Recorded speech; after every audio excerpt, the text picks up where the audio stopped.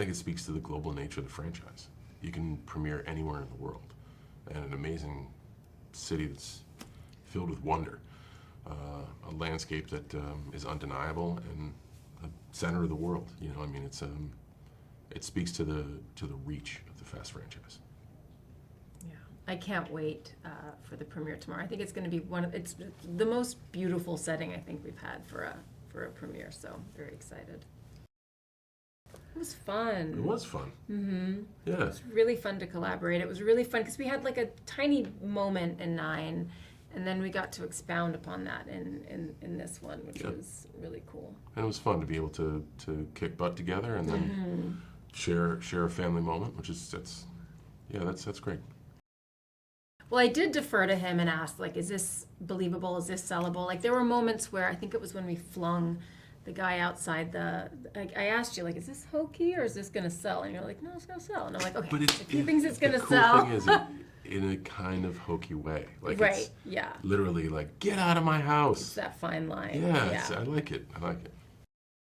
There's basically an assault on the house, and I'm babysitting little B, and then all of a sudden there are all these guys that descend upon us, and we're the only ones there to protect him, and so we go nuts on them. Yeah, and in normal Fast circumstances, it's not too far-fetched to be like, hey, can you watch the family while I go do a mission? And that's kind of how it goes. In this case, the mission isn't what it seems, and it starts the dominoes to fall, so everybody becomes a target and everybody's in jeopardy. And I think it's a great example that there is no safe space. There is, like, everyone's a target, and it does that very early in the film.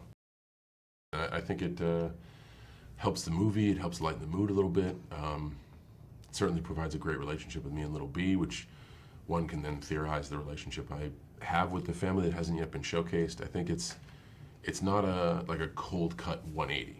Like, you were a bad guy, now you're a good guy. I think the end of 9 with the olive branch from Dom is a very important bridge, because Jacob explains the reason he's doing this is because of the relationship he has with his brother. When his brother says, like, we have the moment in 9 where it's like, we have a good relationship and I just want Dom's validation.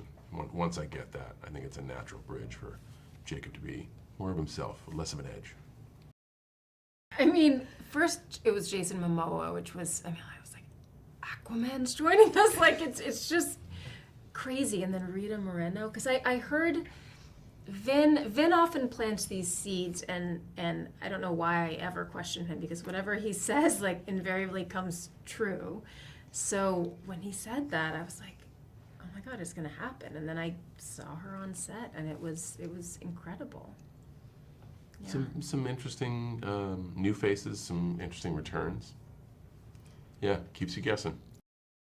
I love the way this movie ends. I think oftentimes we wrap everything up in a neat bow and everyone's happy, and that is not how this film ends. It really ends with, like, you just don't know what's going to happen, and I really loved being held in suspense. I thought that was, and it really left me wanting more as well. This one starts with the barbecue, and then all hell breaks loose from there. Undeniably Jacob. I love the scene where little B is so excited to leave and then so destroyed. But it's true to Fast legacy. It's Jacob's car, the car that he raced Dom in. In 9, he drove a more modern blue Mustang. Like, that's when your character gets a car. It's a fast rite of passage. It's pretty cool. And then the little thing he was working on that little B helped with, that's kind of a cool uncle project. Like, yeah, you wouldn't be interested. Go check it out, though. I really like that dynamic.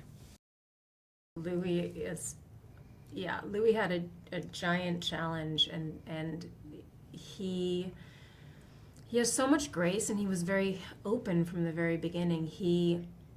Natalie gave the whole cast his number and said, like, oh yeah, he's fine sharing it. And I said, are you sure, Natalie? Because I'm sure we all have a lot to say. And you know, every time one of us reaches out, he takes the time, and he's the best. And boy, oh boy, on top of that, do you make a great film. Yeah.